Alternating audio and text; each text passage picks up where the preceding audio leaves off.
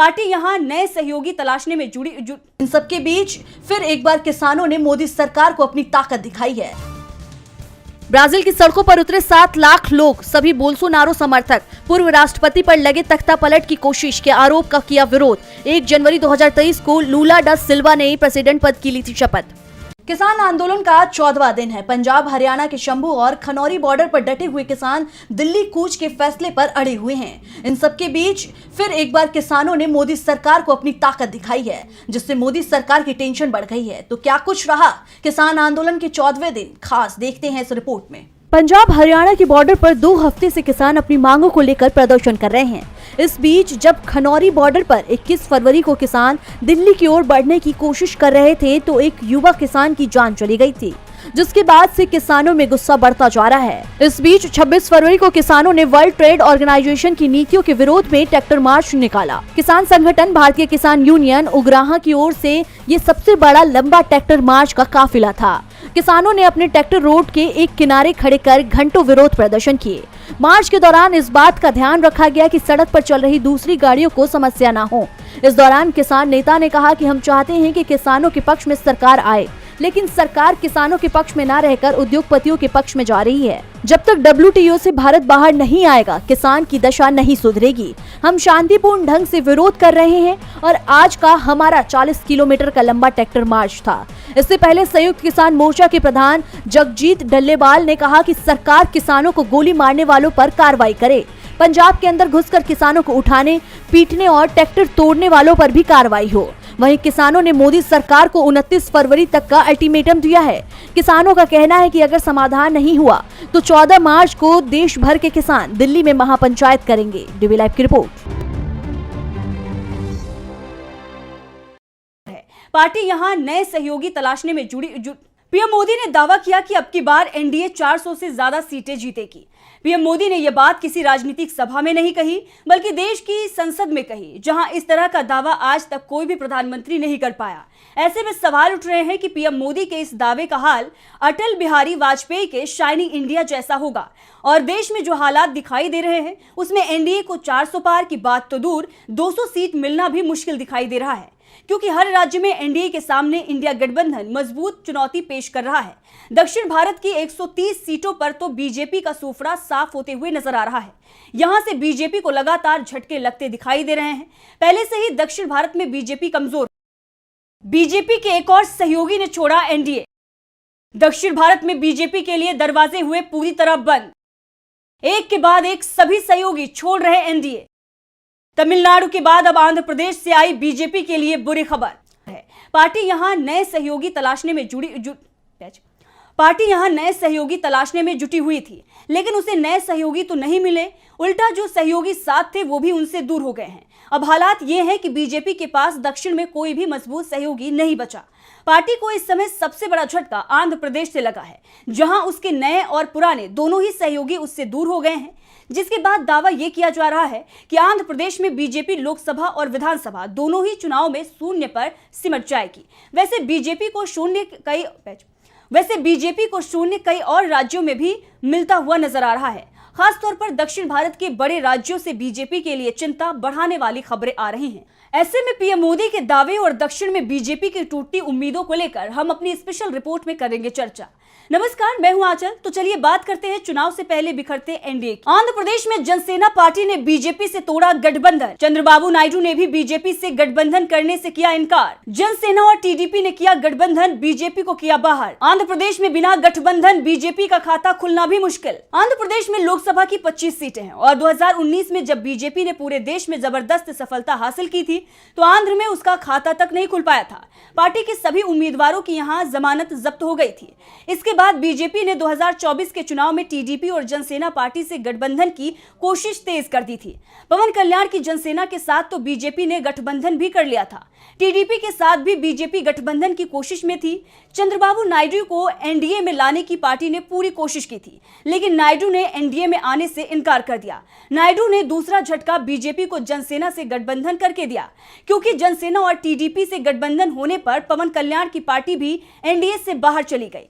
अब बीजेपी के पास आंध्र प्रदेश में कोई सहयोगी नहीं बचा है और दावा किया जा रहा है कि बीजेपी अगर सभी सीटों पर अपने उम्मीदवार उतारती है तो 2019 जैसा ही परिणाम आएगा, यानी एक बार फिर बीजेपी के सभी उम्मीदवारों की जमानत जब्त हो जाएगी। राज्य की सत्ताधारी वाईएसआरसीपी के तरफ से तो पहले ही साफ कर दिया गया कि वो किसी भी कीमत पर बीजेपी के साथ गठबंधन नहीं करेगी, यानी आंध्र में बीजेपी के दरवाजे पूरी तरह से बंद दिखाई दे रहे हैं। दरअसल चंद्रबाबू नायडू के बीजेपी से दूर जाने का सबसे बड़ा कारण प्रदेश में कांग्रेस के ग्राफ में आए उछाल को भी माना जा रहा है। दावा किया जा रहा है कि नायडू चुनाव के बाद कांग्रेस के साथ गठबंधन की अपनी संभावनाओं को बनाए रखना चाहते हैं, इसीलिए वो बीजेपी से दूरी बनाए हुए हैं। सिर्फ आंध्र प्रदेश में ही बीजेपी को झटका नहीं लगा है, तमिलनाडु में भी बीजेपी की हालत बेहद खराब दिखाई दे रही है। तमिलनाडु में एआईएडीएमके बीजेपी से तोड़ चुकी है गठजोड़। राज्य में बीजेपी को नहीं मिल रहा है सहयोगी। इस बार इंडिया गठबंधन की स्थिति दिखाई दे रही मजबूत। 2019 की तरह इस बार भी तमिलनाडु में इंडिया कर सकता है स्वीप। 2019 के लोकसभा चुनाव में एनडीए को तमिलनाडु में सिर्फ एक सीट मिली थी और ये सीट भी एआईएडीएमके को मिली थी, लेकिन 6 महीने पहले उसने बीजेपी से गठबंधन तोड़ने का ऐलान कर दिया। अगर 2019 के लोकसभा चुनाव की बात की जाए तो बीजेपी को सिर्फ 3% वोट ही मिला था, और वो भी तब जब पार्टी अन्ना द्रमुक के साथ मिलकर चुनाव लड़ी थी, जबकि कांग्रेस गठबंधन को 53% से भी ज्यादा वोट मिला था। और इस बार भी राज्य के हालात में कोई बहुत बड़ा बदलाव नहीं आया है। उल्टा 2019 के लोकसभा चुनाव के समय यहां एनडीए की सरकार थी और इस समय सरकार में इंडिया गठबंधन है।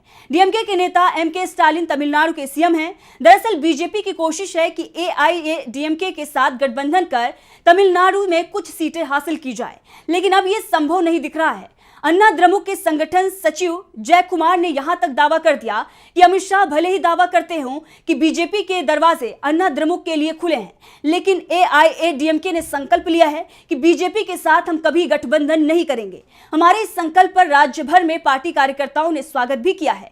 बीजेपी का दरवाजा हमारे लिए भले ही खुला हो, लेकिन हमारा दरवाजा उनके लिए हमेशा के लिए बंद है। हम नहीं चाहते कि बीजेपी हमारे पास आए, ये हमारा रुख है और इसमें कोई बदलाव नहीं आया है। एआईएडीएमके के अलावा पीएमके, डीएमके जैसी सहयोगी भी बीजेपी से दूर हो गई है, जिसके बाद तमिलनाडु में बीजेपी की हालत आंध्र प्रदेश जैसी ही दिखाई दे रही है और कुछ ऐसा ही हाल उसका केरल में भी हो सकता है। केरल में भी बीजेपी हर बार खाता खोलने में हो रही है फेल। 2014 और 2019 में भी बीजेपी नहीं खोल पाई थी खाता। राज्य में कांग्रेस और सीपीएम के गठबंधन में ही मुकाबला दिख रहा तय। केरल में भी बीजेपी के सामने दिख रहा है सहयोगियों का संकट। केरल में 2019 में बीजेपी ने केरल कांग्रेस थॉमस गुट के अलावा भारतीय धर्म जनसेना पार्टी के साथ गठबंधन किया था, लेकिन इस बार ये सहयोगी बीजेपी से दूर होते हुए दिखाई दे रहे हैं। पार्टी पहले भी केरल में खास मजबूत नहीं है। यहां कांग्रेस के नेतृत्व वाले यूडीएफ गठबंधन का मुकाबला सीपीएम के नेतृत्व वाले एलडीएफ से होना तय माना जा रहा है और इन दोनों गठबंधन में शामिल पार्टियां इंडिया गठबंधन का हिस्सा हैं, जिसके बाद दावा यह किया जा रहा है कि केरल में एलडीएफ जीते या यूडीएफ जीतेगा तो इंडिया गठबंधन ही जीतेगा और एनडीए का यहां सुपड़ा साफ होना तय माना जा रहा है। यानी 3 राज्य तमिलनाडु, आंध्र प्रदेश और केरल की 84 सीटों पर बीजेपी का खाता नहीं खुलेगा। इस बात की संभावनाएं साफ साफ दिखाई दे रही हैं। इसके अलावा 2 राज्य कर्नाटक जहां 28 लोकसभा की सीटें हैं और दूसरा तेलंगाना जहां लोकसभा की 17 सीटें हैं। यहां 1 साल के अंदर ही कांग्रेस ने बड़ी जीत हासिल की है और कांग्रेस के पक्ष में इन दोनों ही राज्यों में साफ साफ माहौल दिखाई दे रहा है, जिसके बाद यह तय माना जा रहा है कि इन दोनों राज्यों की 45 सीटों में से अधिकांश कांग्रेस की झोली में जा सकती हैं। बीजेपी इन राज्यों में कमजोर दिखाई दे रही है। तेलंगाना में तो वो तीसरे नंबर की पार्टी है और पूरी कोशिश के बावजूद बीजेपी तीसरे स्थान से आगे नहीं बढ़ पा रही है। सबसे बड़ी बात यह कि इस समय पूरे दक्षिण भारत में बीजेपी के पास मजबूत नेतृत्व भी नहीं है। किसी भी राज्य में पार्टी के पास ऐसा चेहरा नहीं है जिसके नाम पर वो राज्य में वोट भी मांग सके, जिसकी स्वीकार्यता पूरे राज्य में हो। कर्नाटक में जरूर येदियुरप्पा के अंदर ऐसा करिश्मा मौजूद था, लेकिन बीजेपी ने उन्हें पूरी तरह से किनारे लगा दिया। अब साफ है कि अगर दक्षिण भारत की बात की जाए तो बीजेपी के पास ना तो यहाँ कोई सहयोगी दिख रहा है और ना ही कोई मजबूत नेता पार्टी में दिखाई दे रहा है। दूसरी तरफ कांग्रेस के पास युवा नेताओं की फौज दिखाई दे रही है और दक्षिण भारत के राज्यों में एक के बाद एक कर कांग्रेस पार्टी सफलता हासिल कर रही है। हालत यह है कि 5 में से 4 राज्यों में इंडिया गठबंधन की सरकार है, 2 में सीएम कांग्रेस का है। ऐसे में बीजेपी के लिए इस बार दक्षिण का किला बेहद मुश्किल दिखाई दे रहा है। पार्टी को उम्मीद आंध्र प्रदेश से दिख रही थी और चंद्रबाबू नायडू ने जिस तरह से बीजेपी को झटका दिया है, उसके बाद अब बीजेपी की दक्षिण भारत से उम्मीदें पूरी तरह से टूट गई हैं। बात देश के दूसरे हिस्से की करें तो महाराष्ट्र में महाविकास अघाड़ी और यूपी में सपा कांग्रेस गठबंधन के बाद स्थितियां तेजी से बदली हैं और बीजेपी उन राज्यों में भी बुरी स्थिति में दिखाई दे रही है जिनके दम पर उसने 2019 के लोकसभा चुनाव में बड़ी जीत हासिल की थी। तो अब देखना होगा कि बीजेपी लोकसभा चुनाव से पहले क्या कुछ करिश्मा कर पाती है या फिर उसकी मुश्किलें अब लोकसभा चुनाव से पहले जो बड़ी हुई हैं, लोकसभा चुनाव में उसे पटखनी मिलेगी।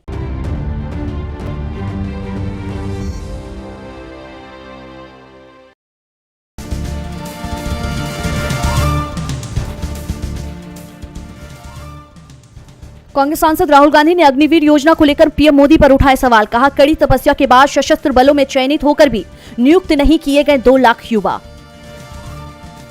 दानिश और अफजाल के बाद 3 और सांसद छोड़ेंगे बीएसपी का साथ। कांग्रेस और सपा में शामिल होने को तैयार, किसी भी दिन हो सकता है दल बदल का ऐलान। दिल्ली के सीएम अरविंद केजरीवाल ईडी के 7वें समन पर भी नहीं हुए हाजिर। शराब नीति केस में मिला था 7वां समन। आप बोली, केंद्र को दबाव नहीं बनाना चाहिए। बीएसपी सुप्रीमो मायावती ने पुलिस भर्ती परीक्षा के पेपर लीक मामले में योगी सरकार को घेरा। कहा, यूपी आखिर कब पेपर लीक मुक्त प्रदेश होगा, सरकार इस ओर ध्यान दे। कर्नाटक के सीएम सिद्धारमैया ने बीजेपी और आरएसएस पर साधा निशाना। कहा, उनका मकसद संविधान को मिटाना, हमें बीजेपी को सत्ता से हटाकर संविधान की रक्षा करनी है। किसान आंदोलन के 14वें दिन किसानों ने पूरे देश में निकाला ट्रैक्टर मार्च। आंदोलन में डटे किसानों ने वर्ल्ड ट्रेड ऑर्गेनाइजेशन के फूके पुतले। ज्ञानवापी के ब्यास तहखाने में पूजा पर रोक नहीं, इलाहाबाद हाईकोर्ट ने मुस्लिम पक्ष की याचिका की खारिज। 31 जनवरी को पूजा हुई थी शुरू।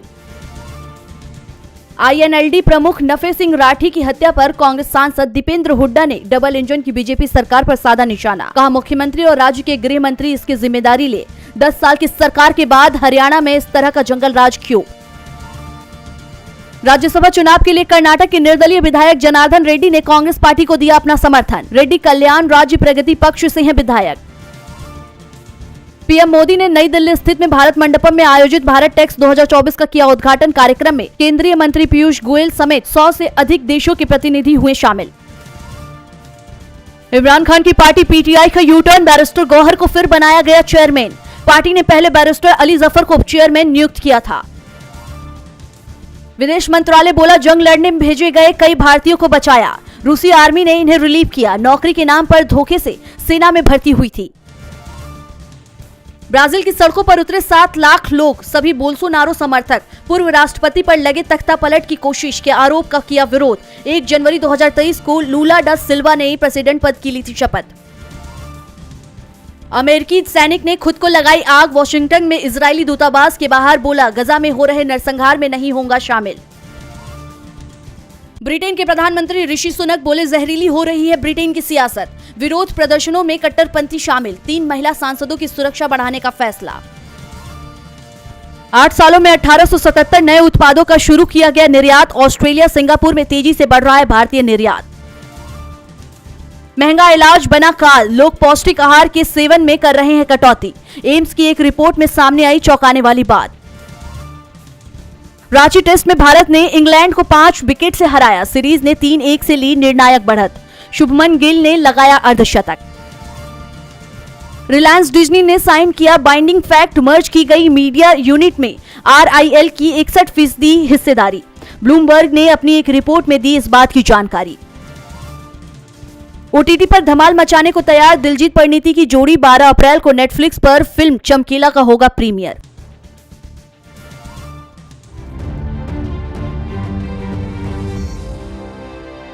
दक्षिण भारत के राज्यों में एक के बाद एक कर कांग्रेस पार्टी सफलता हासिल कर रही है या फिर उसकी मुश्किलें अब लोकसभा चुनाव से पहले जो बड़ी हुई हैं, लोकसभा चुनाव में उसे पटखनी मिलेगी।